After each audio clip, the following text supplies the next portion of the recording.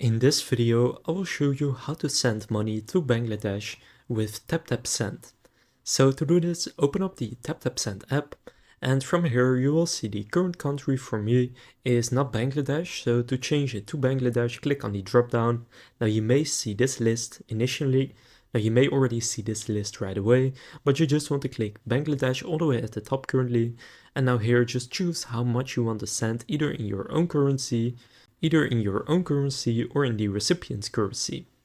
For example, I can say 10,000 right here and then click Next.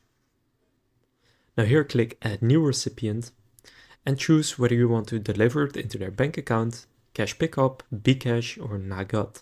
For example, I'll select Bcash. Then here just enter their details. Now these are the details for Bcash. If you select a bank account, it will be something different, but simply enter the details right here and then click Next in the bottom.